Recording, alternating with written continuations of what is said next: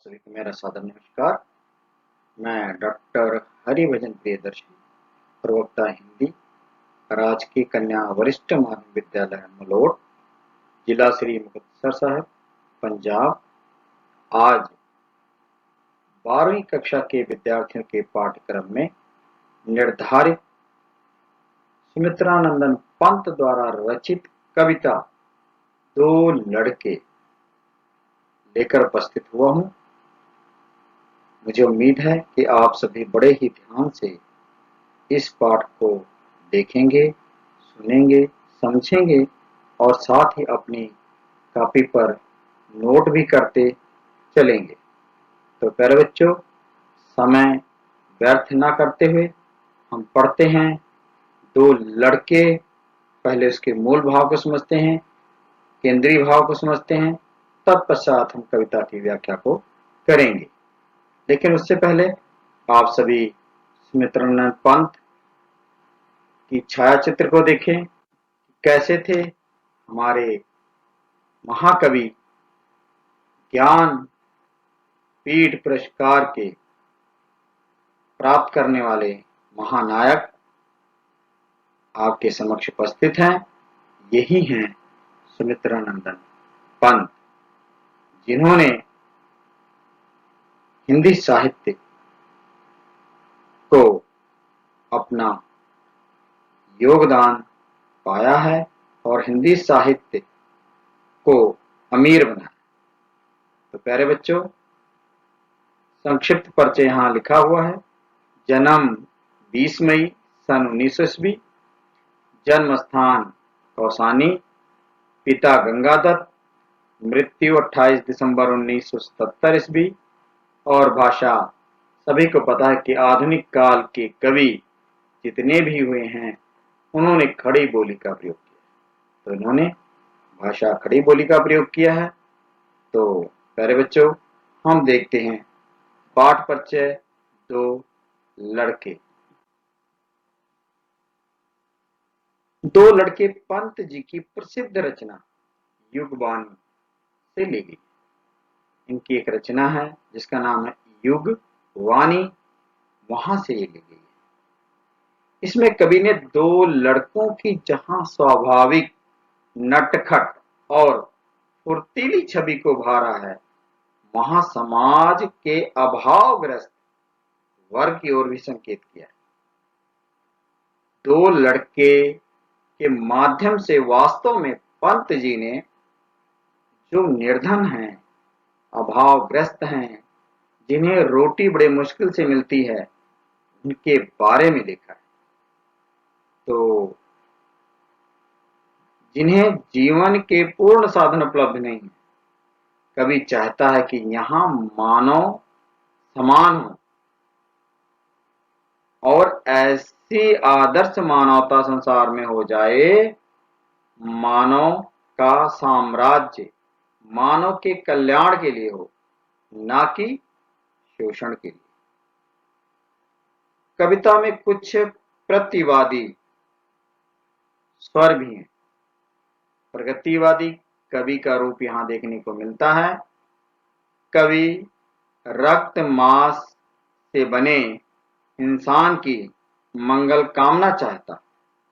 दो लड़के पंत जी की महत्वपूर्ण रचना है। भाषा में चित्रात्मकता है, तत्सम शब्दों का प्रयोग भी है। तो हम पढ़ेंगे आगे पंत द्वारा लिखी गई कविता दो लड़के। आओ प्यारे बच्चों, देखो, ये छायाचित्र है दो बच्चों की जो खेल रहे हैं।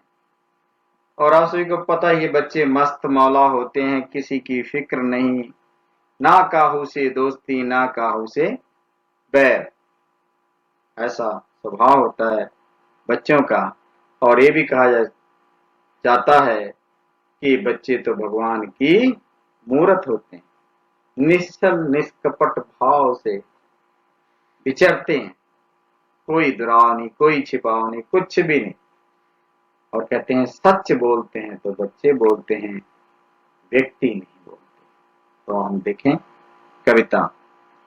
मेरे आंगन में टीले पर मेरा घर,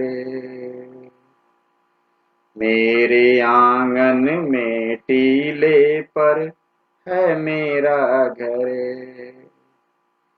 दो छोटे छोटे लड़के आ जाते हैं अक्सर, नंगे तन, ये देखो नंगे तन, नंगे तन गदबदे सांवले सहज छबीले, मिट्टी के मटमैले पुतले पर फुर्तीले, मिट्टी के मटमैले पुतले पर फुर्तीले। कवि कह रहा है कि मेरे आंगन में एक छोटा सा टीला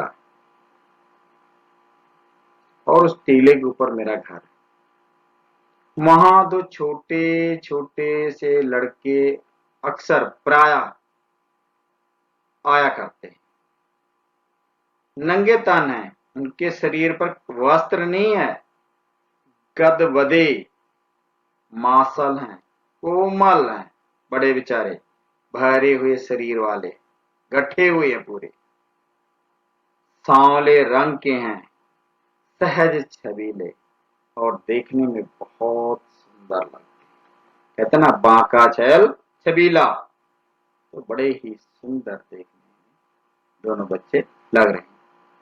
मिट्टी के मटमैले पुतले, देखो बच्चा मिट्टी से लथपथ है, मटमैले हैं, पर कहते हैं ये जो मूर्ति है ना मटमैले, ये फुर्तीले बहुत हैं, चुस्त बहुत है, इतना चुस्त है क्या बताओ। तो ये इसकी व्याख्या है, बड़ा साधारण शब्दों में लिखा है इस कविता को, दो लड़के, सहज समझ आता जाएगा प्यारे बच्चों, आराम से ध्यान से सुनते जाना। गदबदे मासल कोमल भरे हुए शरीर वाले, सहज स्वाभाविक रूप से वो बड़े ही छबीले हैं, सुंदर हैं, वैसे ही उनको सुंदर बनाया नहीं, परमात्मा नहीं बनाया सुंदर। पुतला मूर्ति फुर्तीला बड़े चुस्त हैं, ऐसे बच्चों का वर्णन किया। आगे हम चलते हैं प्यारे बच्चों। जल्दी से टीले के नीचे उतर, उधर उतर कर, जल्दी से टीले के नीचे उधर उतर कर, वह चुन ले जाते कूड़े से निधियां सुंदर, सिगरेट के खाली डिब्बे, पन्नी चमकीली, फीतों के टुकड़े, तस्वीरें नीली पीली। तो जो छोटी सी पहाड़ी है ना, फटाफट उससे उतर जाते, और उतर कर करते क्या है वे, आप सभी ने बचपन में ऐसे करते हैं, क्या चुन ले जाते कूड़े से, कूड़े से निधियां सुंदर, खजाना, निधियां क्या होता है, खजाने, बच्चों के लिए खजाने क्या होते हैं ये बताओ, सिगरेट के खाली डिब्बे, माचिस है, ऐसे हम कूड़े में फेंक देते हैं, खाली हो गई, बच्चे क्या करते हैं, उठाकर ले जाते हैं, ठीक है ना। तो सिगरेट और माचिस के डिब्बों को भी ले जाते हैं, पन्नी चमकीले चमकीले पन्नी जो कूड़े में पड़ती थी उसको भी उठा ले जाते थे, फीतों के टुकड़े, जब हम फीते जूता प्रयोग कर लिया उसके बाद फेंक दिया तो उसको, तस्वीरें नीली पीली, और जो भी ये तस्वीरें नीली पीली होती थी इसको भी लेकर जाते थे। ऐसे थे कौन, वो छोटे छोटे बच्चे, बालक। दो लड़के कविता के कवि का नाम बताएं, अभी हमने पढ़ लिया, कौन है, सूर्यकांत त्रिपाठी निराला, नहीं प्यारे बच्चों, जयशंकर प्रसाद नहीं, तो फिर महादेवी वर्मा नहीं, तो फिर कौन है, वो है सुमित्रानंदन पंत, हमारा उत्तर होगा खा, ठीक है। चलो अन्य पद को हम देखते हैं और आगे बढ़ते हैं। मासिक मासिक पत्रों के कब्रों, मासिक पत्रों के कवरों को और बंदर से किलकारी भरते खुश हो अंदर से। दौड़ पर आंगन के फिर हो जाते ओझल, वह नाटे छः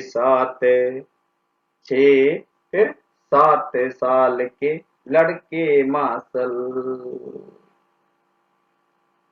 कवि सुमित्रानंद पंत जी कहते हैं, ये देखो प्यारे बच्चों, ये कबर को अगर मैंने फेंक दिया कूड़े में तो क्या होगा, बच्चे आएंगे उठाकर ले जाते हैं। ऐसा कह रहा है कवि पंत जी। और बंदर से किलकारी भरते हैं, जैसे बंदर टपूसी मारते हैं ना, वैसे बच्चे मार रहे हैं, अंदर से खुश हो गए। और बच्चे जब खेलते हैं तो अंदर से कोई रोकने टोकने वाला ना हो, कितने आनंद मग्न रहते हैं। दौड़ पार आंगन से हो जाते ओझल, और ओझल हो जाते मुझे दिखाई ना देते। वह छोटे छोटे नाटे मतलब छोटे छोटे कद के, कितने वर्षों के थे बालक, वो ज्यादा बड़े नहीं थे, 6-7 साल के लड़के मासल थे, मजबूत सुंदर कोमल। कितने साल के थे, 6-7 साल। साधारण शब्दों में व्याख्या हो गई बेटा। प्रश्न देखो, दो लड़के कविता में लड़कों की आयु क्या है। अभी हमने आपको बताया 5-6 वर्ष नहीं प्यारे बच्चों, 7-8 वर्ष नहीं, 6-7 वर्ष। बोलो हाँ, 8-9 वर्ष भी नहीं, यहाँ देखो 6-7 लिखा हुआ, तो हमारा भी उत्तर क्या होगा, 6-7, ये लिखा है उत्तर। दो लड़के किस प्रकार की कविता है, छायावादी, प्रगतिवादी, भक्तिवादी। तो प्यारे बच्चों, हमारी जो एक कविता है वो है प्रगतिवादी, क्योंकि इसमें बताया गया कि मानव को मानवता के लिए ऐसे साम्राज्य की स्थापना करना चाहते हैं सुमित्रानंदन पंत जी। अन्य जो पौधा आ गया आपके समक्ष, देखो, सुंदर लगती नगन दें, दिखाया था ना, सुंदर लगती नगन दें, मोहती नयन मन, मोहती नयन मन मानो के नाते उर में भरता अपनापन। मानो के बालक हैं ये पासी के बच्चे, रोम रोम मानो साचे में ढाले सच्चे। कवि कह रहा है कि उनकी नग्न शरीर, नंगी शरीर हमारे नैनों को और इस मन को मोह लेती थी, देखने में बहुत सुंदर लगते थे, और मानव होने के नाते मैं उन्हें अपने हृदय से लगा लूं और अपनापन दिखाऊं। ये कोई और नहीं, ये भी एक मानव के बालक हैं और पासी के बच्चे, जाति के पासी हैं, पासी जाति के बच्चे हैं। और इनका रोम रोम जो है ना, वो मानवता के सांचे में वास्तव में ढाला गया है, इनमें मानवता भरी है। नाटे छोटे कद के, पासी एक जाति विशेष है प्यारे बच्चों। ये 2 लाइनें आई हुई, जो कठिन शब्द है, दोनों मैंने आपको बता दिया। हस्ती मास के इन जीवों का हो यह जग घर, आत्मा का अधिवास ना हो यह वो सूक्ष्म अनवसर। न्यौछावर है आत्मा नश्वर रक्त मास पर, जग का अधिकारी है वो जो है दुर्बल तर। अस्थि मतलब बेटा हड्डी, मांस का मतलब मांस, ये जो अपना शरीर बना है ये किसका बना हुआ, हड्डी और मांस का। कहते हैं इनका भी इसी संसार में घर है, और आत्मा भी इनके अंदर वास करती मतलब रहती है, बसती है, निवास करती। ये वो सूक्ष्म, बहुत छोटे और अनश्वर, नाश रहित अमर है। और फिर मैं सब कुछ न्यौछावर करता हूं इन रक्त मांस के बच्चों पर। जग में रहने के वो भी अधिकारी हैं, इस संसार में उनको भी रहने का अधिकार है, जो दुर्बलतर हैं, जो सबसे कमजोर। ये नहीं कि केवल एक पूंजीपति और अमीर व्यक्ति ही को ही अधिकार है इस संसार में रहने का।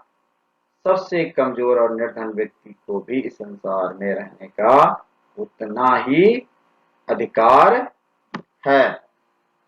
चलो बच्चों आगे चलते हैं। वाहिग्न बाढ़ उल्का झंझा की, वाहिग्न बाढ़ उल्का झंझा की, भीषण भूप परे। कैसे रह सकता है, कैसे रह सकता है, कोमल मनुज कलेवर, कोमल मनुज कलेवर। निष्ठुर है जड़ प्राकृति, सहज भंगुर जीवित जन। मानो को चाहिए यहाँ मन जो चित्त साधन, मन जो चित्त साधन। प्यारे बच्चों, कठिन शब्दों के अर्थ देखें ताकि आपको अच्छी तरह से समझ आ सके। वाग्न आग, उल्का जब तारा टूटता है, झंझा आंधी और तूफान का आना, उसे हम झंझा कहते हैं। कलेवर ये हमारा शरीर है, मानव शरीर, इसे कलेवर कहा जाता है। प्यारे बच्चों, लोकोत्तर, अद्भुत, विचित्र, अनोखा, अनूठा। निष्ठुर, निर्दयी, दया से जो रहित हो। मनजोचित, जो मनुष्य के लिए उचित हो, मनुष्य के लिए जो अच्छा हो। तो प्यारे बच्चों, अब हम इसकी करते हैं व्याख्या। कवि इस संसार की भीषणता का उल्लेख करते हुए कहता है कि संसार में आग बरसती है और भीषण बाढ़ भी आते हैं। भयंकर बाढ़ आती है, तहस नहस हो जाता है, घर के घर बर्बाद हो जाते हैं और उल्का से तारे टूटते हैं। झंझा, तूफान, आंधी भी इस धरती पर भयंकर आते हैं। भीषण, भयंकर तूफान इस धरा पर आते हैं। कैसे रह सकता है कोमल मनुज कलेवर। कवि पंत जी कहते हैं, पीछे से देखो बेटा, कोमल मनुज कलेवर, जहां पर आग बरस रही हो, भयंकर बाढ़ आ रहा हो, तारे टूट कर नीचे गिर रहे हो, आंधी और तूफान आ रहे हों, उस धरती पर भला कोमल, मनुज मतलब मनुष्य, कोमल शरीर वाला मनुष्य कैसे रह सकता है। आगे कवि लिखता है, निष्ठुर है जड़ प्राकृति।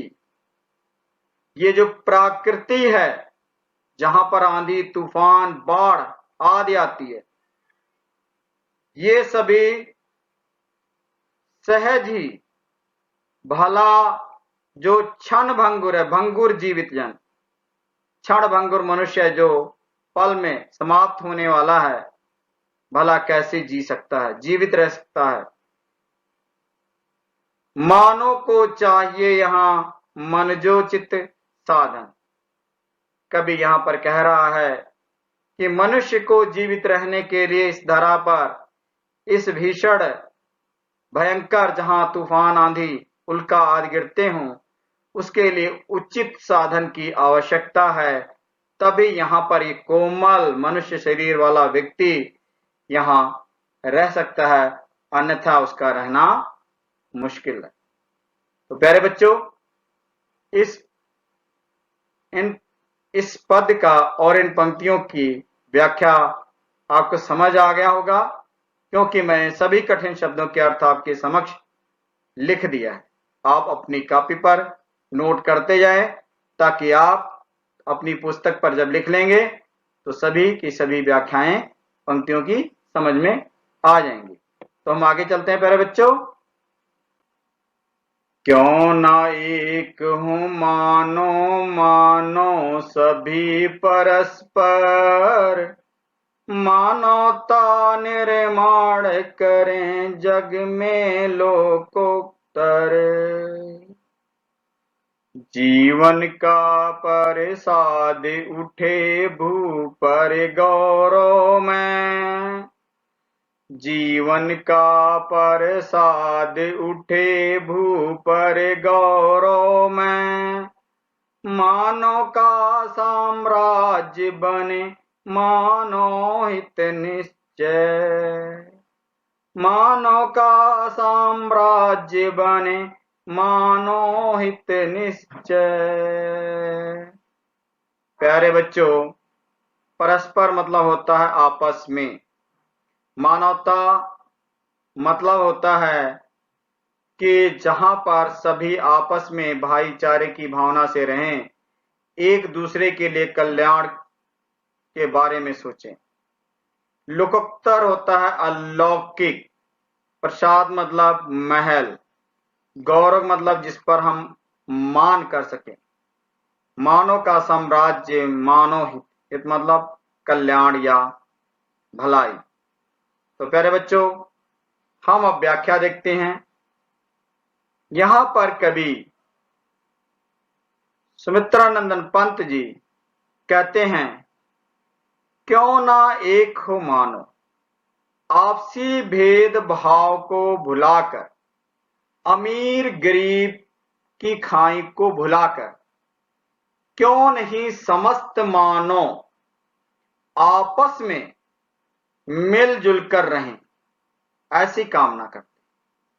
समस्त मानव में आपसी भाईचारे, आपसी बंधुत्व और वसुधैव कुटुंबकम की भावना पनपे और मानवता का निर्माण करें, और सभी अमीर गरीब निर्धन ऊंच नीच का भेदभाव भुलाकर सब में भाईचारे की भावना विकसित हो, और इस संसार में ऐसे अलौकिक मानवता का निर्माण करना चाहते हैं हमारे पंत जी।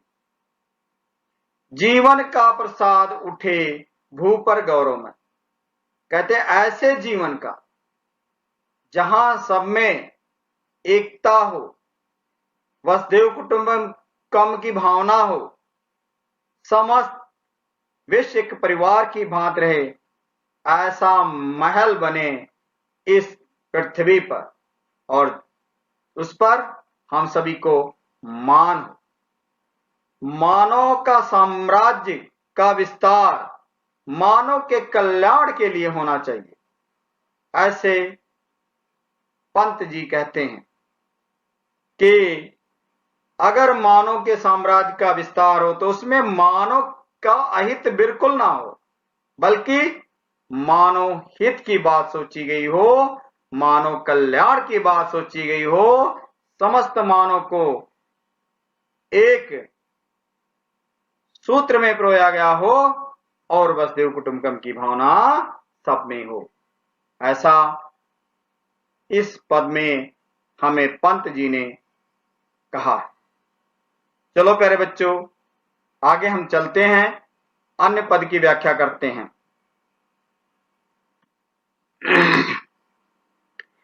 जीवन की क्षण धूल रह सके जहां सुरक्षित, जीवन की क्षण धूल रह सके जहां सुरक्षित, रक्त मांस की इच्छाएं जन की हो पूरित, रक्त मांस की इच्छाएं जन की हो पूरित, मनुज प्रेम से जहां रह सके मानो ईश्वर, और कौन सा स्वर्ग चाहिए तुझे धरा पर, और कौन सा स्वर्ग चाहिए तुझे धरा पर। पंत जी कहते हैं जहां समस्त मानव एक क्षण धूल के समान है और वहां सभी सुरक्षित रहें और सभी मानवजन जो रक्त हाड मांस के बने हुए हैं उन सभी व्यक्तियों की, मानव की, जन की इच्छाएं पूरी हों, पूरी हों। मनुज प्रेम से जहां रह सके मानव ईश्वर। कहते हैं जहां पर समस्त मनुष्य आपसी प्रेम और भाईचारे से रह सकें, ऐसे मानवीय ईश्वर, मानव ईश्वर की कल्पना करते हैं पंत जी कि ये मानव रूपी ईश्वर आपसी प्रेम और भाईचारे की भावना से रहे। अगर ऐसा हो गया तो वास्तव में ये धरती क्या होगी प्यारे बच्चों? स्वर्ग बन जाएगी। और कौन सा स्वर्ग चाहिए तुझे धरा पर? पंत जी कहते हैं जहां पर सभी मानव की इच्छाएं पूरी हों, सभी लोग सुरक्षित हों और सभी मानव रूपी ईश्वर जब प्रेम से रहना शुरू कर देंगे तो वास्तव में मानवता का विकास होगा और ये धरती जो है एक स्वर्ग की भांति बन जाएगा। और यही हम सभी चाहते हैं कि ताकि ये यहाँ पर आपसी भेदभाव, विषमता, कलुषता, अमीर गरीब का फर्क सब समाप्त हो जाए। वो जो पासी के बच्चे जिन्हें निर्धनता, अभावग्रस्ता के रूप में दिखाया है वो सब समाप्त हो जाए, सभी आपस में रहें, ऐसी कामना करते हैं पंत जी। प्यारे बच्चों, जो प्रश्न उत्तर बनते हैं उसको हम करते हैं। इस संसार में कवि ने सबके साथ साथ किसे रहने का अधिकारी बताया? शक्तिशाली को, दुर्बलतर, गाधनी, इनमें से कोई नहीं। तो सभी को साथ रहने के लिए जो कहा है वो कहा है कमजोर व्यक्ति, दुर्बल व्यक्ति भी रहने का क्या है प्यारे बच्चों? अधिकारी है। तो हमारा उत्तर होगा खा, दुर्बलतर। उल्का शब्द का क्या अर्थ है? आपको पहले मैं बता चुका हूं, तो आप सभी बताओ क्या हो सकता है? तूफान, आग, बाढ़। हमारा उत्तर होगा घा। वो कौन सा होगा? तारों का टूटकर धरती पर गिरना। तीसरा प्रश्न है, अंतिम प्रश्न, निष्ठुर शब्द का अर्थ क्या है? तो प्यारे बच्चों, व्याख्या के अंतर्गत आपको बताया था, आप इसका तुरंत जवाब ढूंढें। जड़, भयानक, निर्दयी, नश्वर। तो हमारा उत्तर होगा निर्दयी, गा। तो प्यारे बच्चों, इस प्रकार हमने पढ़ा आज कविता जिसका नाम था दो लड़के, जिसमें अभावग्रस्त जीवन के बारे में, निर्धन व्यक्ति के बारे में बड़ा सुंदर वर्णन हमारे कवि सुमित्रानंद पंत जी ने किया है। आज मैं ही समाप्त करता हूं, पुनः फिर आपको मिलूंगा नए अध्याय के साथ। आप सभी का हार्दिक हार्दिक धन्यवाद।